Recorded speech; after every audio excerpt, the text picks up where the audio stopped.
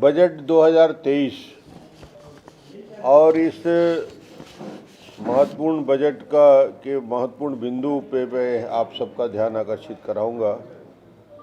2023-24 का बजट भारत को 2047 में एक विकसित राष्ट्र बनाने का रोड मैप है।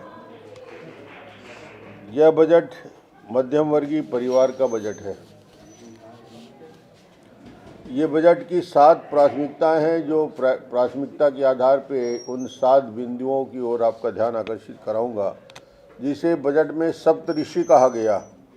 अमृतकाल के दौरान ये हमारा मार्गदर्शन करेगी।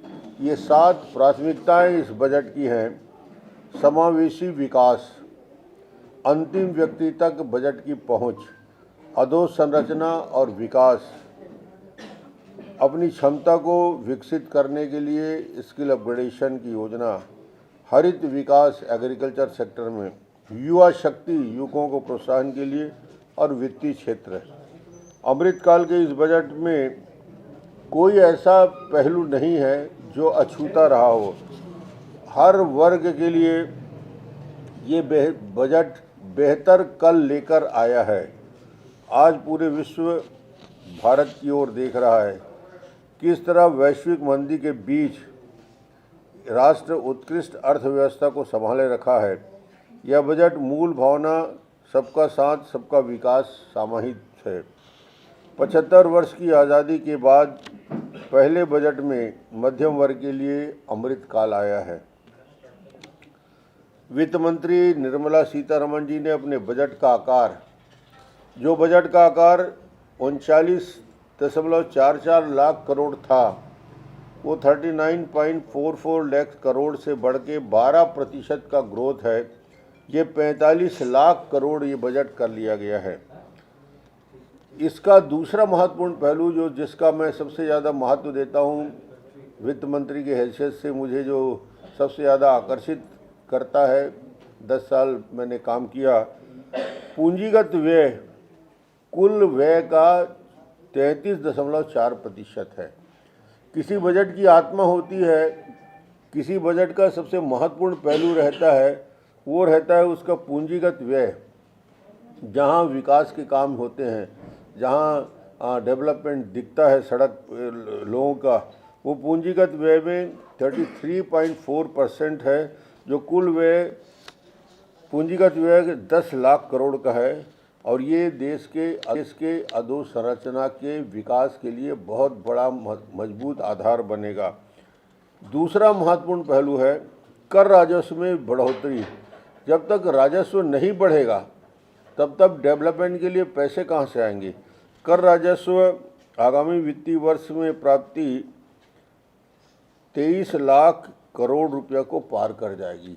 ये पहला अचीवमेंट है कि 23 लाख करोड़ के ऊंचाई तक कर राजस्व पहुंच जाएगा। ये डेवलपमेंट के लिए, भविष्य के लिए सरकार के पास राशि रहेगी। इस बजट के जो महत्वपूर्ण 2-3 बिंदु हैं, राजस्व घाटा प्रभावी रूप से 1.7% रह गया है। जो राजस्व घाटा एक महत्वपूर्ण पहलू होता है, 1.7 आ गया है, और राजकोषीय घाटा 5.9% पर आ गया है। राज्यों को एक छूट दी गई है। जीएसडीपी के 3.5% तक राजकोषीय घाटे को अनुमति दी गई है। पहले 3% होता था राजकोषीय घाटे में, मगर अब राज्य सरकारों को 3.5% तक राजकोषीय घाटे की अनुमति दी है। यानी अब ज़्यादा कर्ज लेके राज्य सरकारें भी अपना काम चला सकती हैं। दूसरा महत्वपूर्ण पहलू, चालू वित्तीय वर्ष में आर्थिक विकास दर, जो जीएसडीपी का ग्रोथ है, डेवलपमेंट है, 7% रहने का अनुमान है। और प्रति व्यक्ति आमदनी दुगनी यानी 1,97,1.97 लाख रुपया हो गई है। ये अचीवमेंट जो है, 9 वर्षों में भारतीय अर्थव्यवस्था कहाँ से कहाँ पहुँच गई है। भारतीय अर्थव्यवस्था दुनिया में 10वें स्थान पे थी, जो 9 साल पहले की स्थिति थी। आज 5वें स्थान पर हम आ गए हैं। तो ये इम्प्रूवमेंट जो दिख रहा है, भारत की इकोनॉमी में, भारत की अर्थव्यवस्था में जो 10वें स्थान से ग्रोथ करते करते हम 5वें स्थान में पहुंच गए हैं, तो एक महत्वपूर्ण इम्प्रूवमेंट है। और आर्थिक सर्वेक्षण में देश की जीएसडीपी की दर 6% से ज़्यादा माना है, जो दुनिया में सर्वाधिक है। आप आश्चर्य करेंगे कि दुनिया के सारे डेवलप विकसित राज्य जैसे चीन, अमेरिका, यूके, रूस, इसको पछाड़ कर जीडीपी का ग्रोथ हमारा 6.4 के करीब पहुंच गया है। तो दुनिया की सबसे मजबूत इकोनॉमी आज की तारीख में कह सकते हैं कि ये जो ग्रोथ हमारा है वो अपने आप में महत्वपूर्ण है। सबसे बड़ी घोषणा जो इस बजट का की सबसे महत्वपूर्ण हिस्सा है, 7 लाख तक की कमाई करने वाले लोगों को कोई टैक्स दे नहीं होगा। ये जो 5 लाख से बढ़ा के सीधा 7 लाख मध्यम वर्गीय परिवार को और जो वेतनभोगी परिवार हैं उनके लिए बड़ी छूट है कि 7 लाख तक के होगा।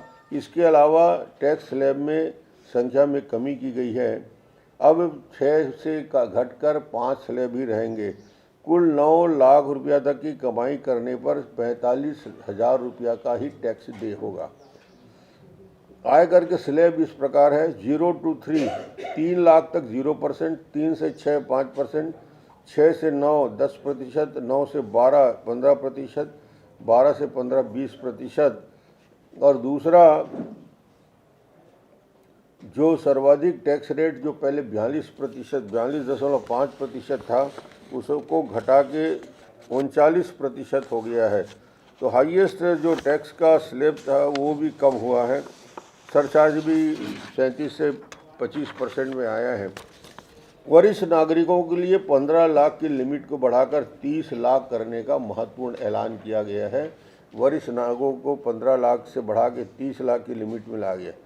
महिला सम्मान बचत पत्र योजना का ऐलान बजट में किया गया है। महिला सम्मान पत्र में इस स्कीम में महिलाएं 2 साल में 2 लाख रुपया का निवेश कर सकेंगी।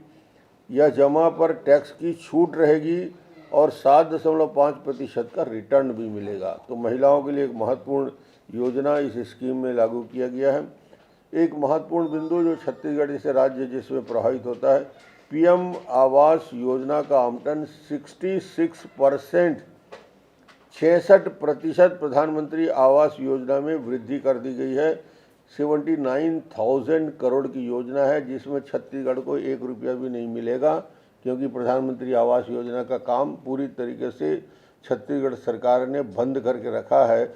इतनी बड़ी योजना जहां 66% ज़्यादा लोगों को आवास मिलता या मिलेगा देश भर में, अकेला छत्तीसगढ़ अछूता रहेगा। ये भूपेश सरकार के पूरे 4 साल की सबसे बड़ी असफलता है। केंद्र सरकार पैसा बढ़ाती जा रही है और 79,000 करोड़ रुपया 79,000 करोड़ रुपया की राशि रखी गई है, और दुर्भाग्य से हमको नहीं मिलेगा इसका कोई लाभ पूरे छत्तीसगढ़ में। खाद्यान्न योजना के लिए 80 करोड़ लोगों के लिए 2 लाख करोड़ खर्च किए जाएंगे। किसान सम्मान निधि के तहत 2.2 लाख करोड़ रुपया खर्च किए जाएंगे। एग्रो स्टार्टअप के लिए कृषि वर्धन योजना स्थापित किया जाएगा। किसान क्रेडिट कार्ड के लिए 9,000 करोड़ का प्रावधान किया गया है। स्वच्छ भारत मिशन में 11 करोड़ शौचालय का निर्माण, एक बड़ा टारगेट तय किया है। 1947 छत्तीसगढ़ के लिए फ़ायदेमंद है। 1947 तक सिकल सेल एनीमिया समाप्त कर दिया जाएगा। तो ये सिकल सेल एनीमिया का प्रॉब्लम छत्तीसगढ़ में है, उसके लिए प्रोजेक्ट बना के काम करेंगे।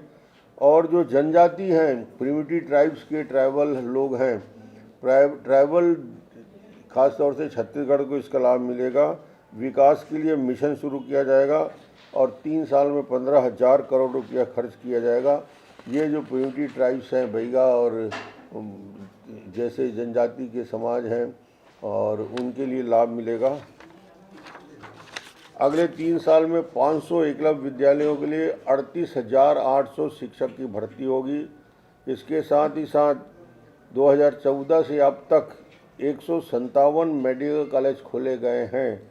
रेलवे के बजट के आकार को 2.4 लाख करोड़ कर दिया गया है। जो 13 और 14 का रेलवे का बजट हुआ करता था उसका 9 गुना बढ़ गया है। 2.4 लाख करोड़। रेलवे में 100 नई परियोजना जिसके लिए 75,000 करोड़ का प्रावधान किया गया है। अर्बन अधोसंरचना के लिए हर वर्ष 10,000 करोड़ का प्रावधान है। इसके साथ पर्यटन के बढ़ावा देने के लिए 50 स्थानों को चिन्हित किया गया है। कुल मिलाकर ये बजट दूरगामी सोच का परिणाम है। गरीब परिवार के लिए, मध्यम वर्गीय परिवार के लिए, गरीबों के लिए आवास से लेकर शुरू करके महिलाओं को चिंता करते हुए मध्यम वर्गीय पेशा में जो छोटे छोटे सर्विस करते हैं, जॉब करते हैं, उनको 7 लाख तक की छूट की व्यवस्था की गई है। तो ये बजट 1947 का एक रोड मैप बन के आया है, जो अमृतकाल जिसे कहा जाता है, उस अमृतकाल में भारत और तेज़ी के साथ कैसे विकसित करेगा। इस बजट की सबसे बड़ी बात यही है कि ये सर्वग्राही और सर्वस्पर्शी बजट के रूप में है और मध्यम वर्गीय परिवार का ही बजट है।